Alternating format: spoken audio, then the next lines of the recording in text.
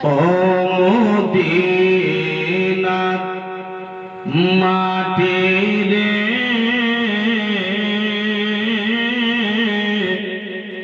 সকল সুখ বুঝে তোর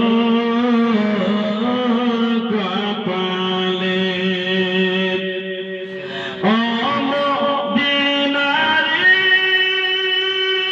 তোর বুকে আমার নবী, যার লাগি পাগল সবই, যার তরে সৃষ্টি হলো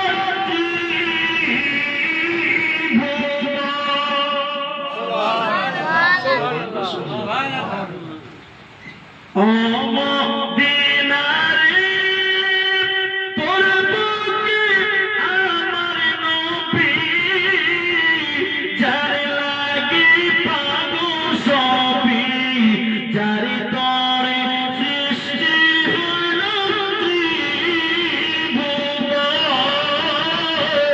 কান্দি আমি সারাক্ষণে, কখন যাব সেখানে, সহে না আর পরানে।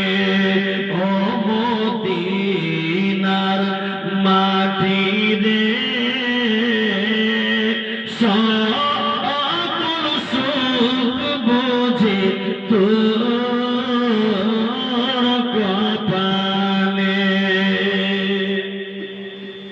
এবং আমাদের কাছে যাদের টাকা নাই, পয়সা নাই, তারা আর্থিক অবস্থার কারণে হজ তাদের উপরে ফরজ, যাদের কাছে হজের সমতুল্য টাকা আছে, যেন এতটুকু সামান, এতটুকু প্রয়োজন জিনিস বিবি বাচ্চাকে দিয়ে টাকাটা এতটা বেঁচে থাকে, যাতে যেন যাওয়া আসা করে কোনো অসুবিধা না হয়, আর বাড়িতে খাবারও দিতে পারে, ওইরকম টাকা যদি থাকে তো আপনার খরচ। বাবাজি ভাইরা, কিন্তু আল্লাহ রাব্বুল আলামিন তো এটাও বলেছেন যে যদি তোমার কাছে টাকাও না আছে তো উমরাও করো। আচ্ছা ধরেন এখন কত সুবিধা, যদি এখন 4 লাখ 5 লাখ টাকা হচ্ছে না হজে যেতে পারছে, আর 1 লাখ টাকাতে মদিনা। কিন্তু বলুন তো 4 লাখ টাকা ওয়ালাও যেতে পারে না, আর 1 লাখ টাকা ওয়ালাও যেতে পারে না, দিলওয়ালা যেতে পারে। কত ভুল বললো? দিলওয়ালা যেতে পারে মদিনা। তার জন্য কবি কি বলছেন? ও মদিনা রে পাখি যদি হইতাম আমি, উড়ে উড়ে যেতাম আমি। ও মদিনা রে পাখি যদি হইতাম আমি, উড়ে উড়ে যেতাম। হাজী সাহেব গেছে হজে, আর আমি গেছি উমরাতে। নবীর রওজা কি জিনিস হয়, যখন যাবেন ওখানে না, তখন আপনার বিড়ি টানা, আপনার খাইনি গসলা, এগুলো সব ভুলে যাবে যে নবীর রওজা দেখে। হাইরে নবীর রওজা যখন বের হবে তো আপনার অন্তরখান মনে হচ্ছে, পুরো রূহ মনে হচ্ছে থেকে যাবে। আপনি আসবেন না, কিন্তু আপনাকে তো আসতেই হবে, সরকারি নির্দেশ। একটু দেরি হতে গেলে তো আপনার উপরে কারবাই শুরু হয়ে যাবে, কিন্তু দিল বলবে যে থেকে যায়। এত সুন্দর নবীর রওজা শরীফ। ও মদিনা রে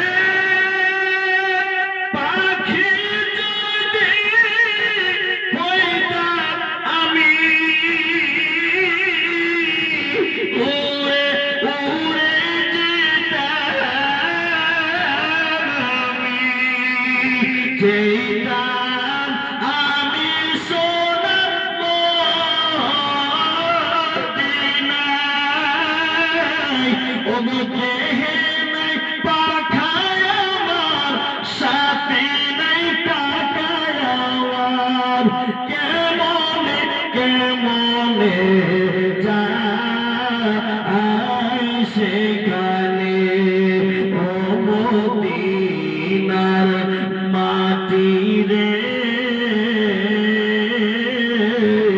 সকল সুখ দুঃখ বুঝে